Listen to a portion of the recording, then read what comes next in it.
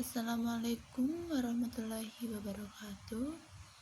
Saya Siti Nurul Fitriani Khairunisa, NIM E 2018-2256, Prodi Ekonomi Syariah 6. Di sini saya akan menanggapi video yang telah Bapak paparkan mengenai perekonomian dua sektor.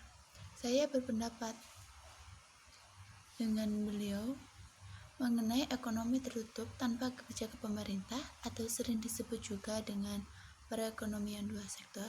Apa sih perekonomian dua sektor itu?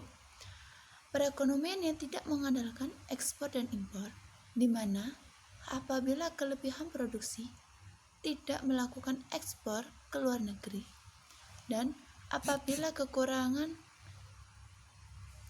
faktor produksi tidak mengimpor dari luar negeri, artinya dikonsumsi sendiri, diproduksi sendiri.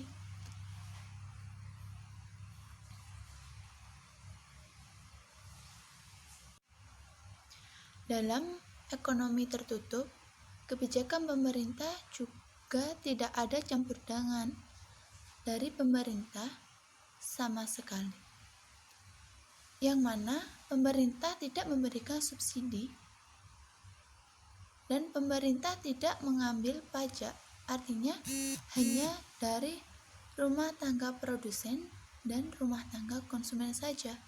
Jadi pemerintah tidak ada sama sekali campur tangan dalam memproduksi suatu sandang atau pangan tersebut.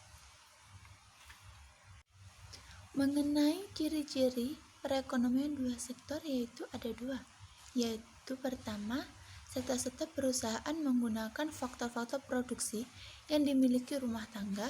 Faktor-faktor produksi tersebut memperoleh pendapatan berupa gaji, upah, sewa, bunga, dan keuntungan.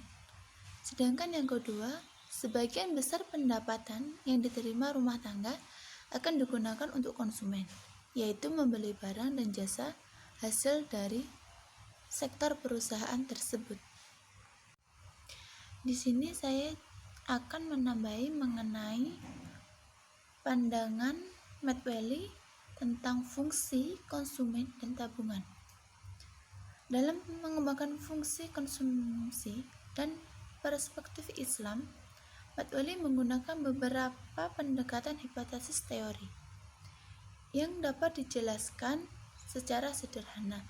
Yang pertama, hipotesis pendapatan mutlak. Hipotesis ini menyatakan bahwa mengkonsumsi dalam periode waktu tergantung pada pendapatan tiap konsumsi pada periode tersebut. Naiknya pendapatan akan meningkatkan konsumsi, tetapi peningkatan konsumsi lebih kecil dari peningkatan pendapatan. Sedangkan yang kedua yaitu hipotesis pendapatan relatif. Hipotesis ini menyatakan konsumsi sekarang saja ditentukan pendapatan siap konsumsi pada masa sekarang, tetapi pendapatan sebelumnya.